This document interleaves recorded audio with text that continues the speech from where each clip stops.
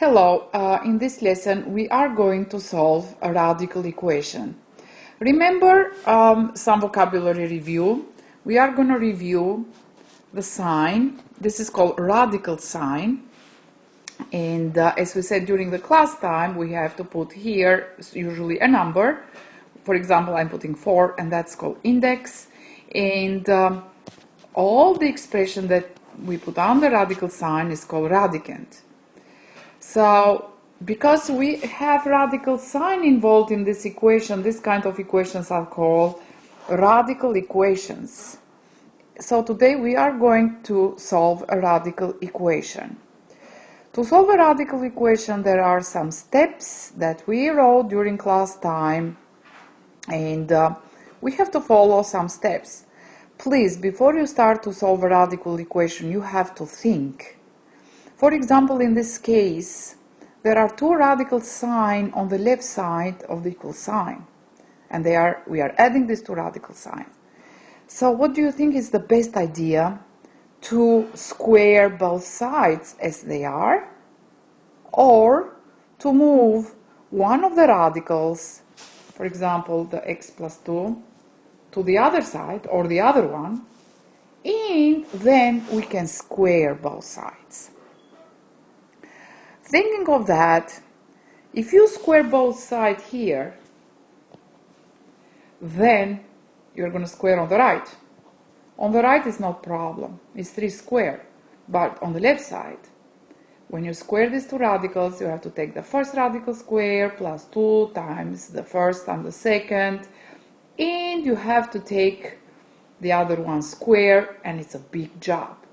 So, as I said, by thinking, I will say, better let's move one of the radicals to the other side. And after, we start to use the steps that we learn in class. To move this radical to the other side, we have to subtract square root of negative x both sides. In this way, this cancels out, so we have square root of x plus 2 equals 3 minus square root of x. Now, as you see, this opens an opportunity for starting to square both sides as one of the most important steps in solving radical equation. So I'm squaring the left side, I'm squaring the right side. As you know, when we square sides, the square cancels out with the square root. And here on the right side, please use the perfect square formula.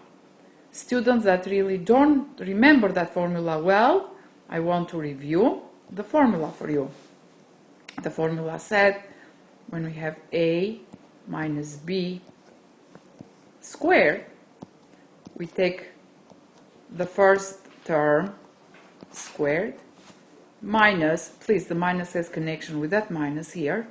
If the sign is plus, you are going to say plus, minus 2 times a times b plus the last term squared.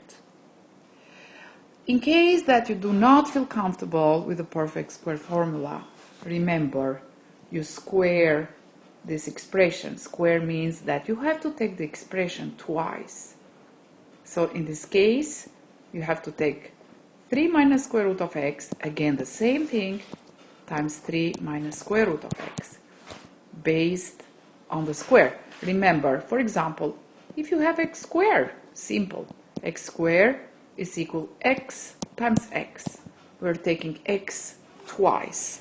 That's why we are taking 3 minus square root of x twice. I am going to use the perfect square.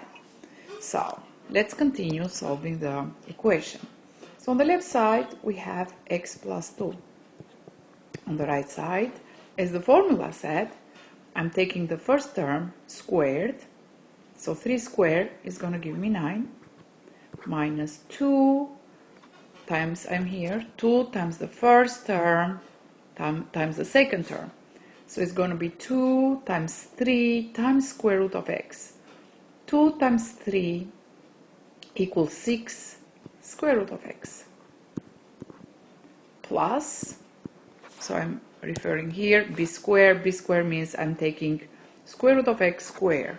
If I write here, just to review, square root of x squared, the square cancel the square root, so x is left alone, so we have plus x. Now we can think about what can we do. You can tell that on the right side you have a square root of x. On the left side you have x and then x on the right side. And we said that when the expressions are the same, or variable or numbers, on both sides of the equal sign, we cancel them. So this is cancelled with that. So it's left 2 equal 9 minus square root of x, square root of x, minus 6 square root of x. Step number 2, as we said during class time, we have to isolate the radical. And as you see here, the radical is square root of x.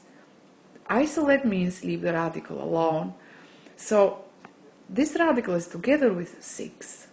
They are one piece together. So the first thing that I would suggest is moving 9 to the other side.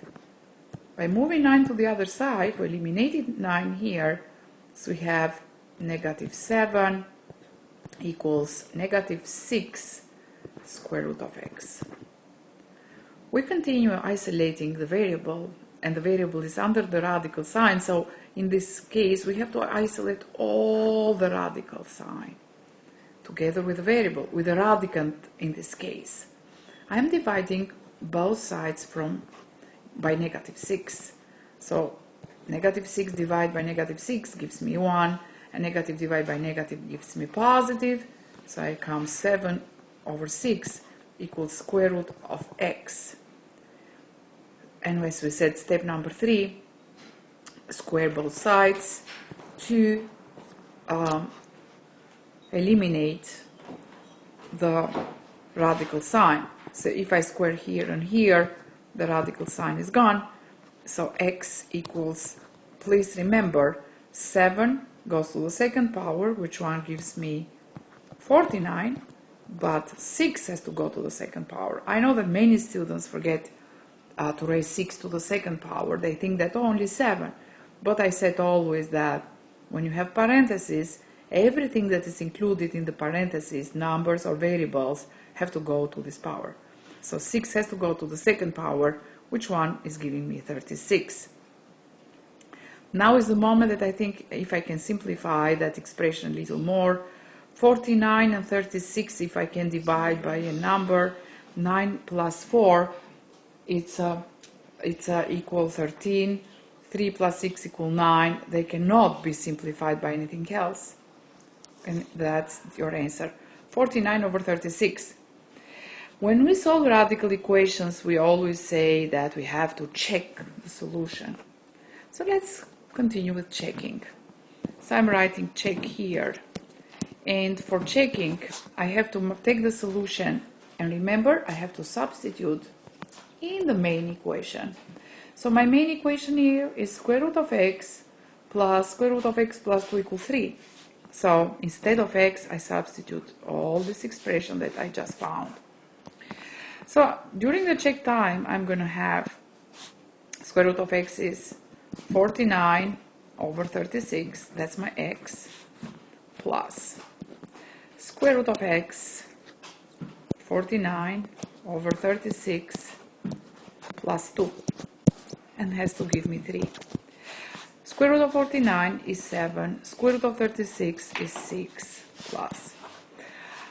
Under the square root, we have to put these two numbers in common denominator, and the common denominator in this case is 36. So I'm going to open the square root sign, I'm going to put 36. Here I miss a 36, and here I miss 1. So 49 plus 36 times 2. I have to multiply that. So it's 72. And all the result again on the right side has to give me 0. 7 over 6, if I add 49 plus 72, I have 9 plus 2, 11, 7 plus 4, 11 plus 1, 12 over 36. Remember, here you have to take the square root. Square root of 121 is square root of 121. Let's find that on the calculator. And square root of 36, it equals 6. So we have 7 over 6 plus 11 over 6. And it has to give me 3. 7 plus 11 is 18. 18 over 6 is 3. 3 equals 3. So this check shows us that the solution is acceptable. So if you go back, I would say I will give you a check here. 49 over 36 is the solution of this radical equation.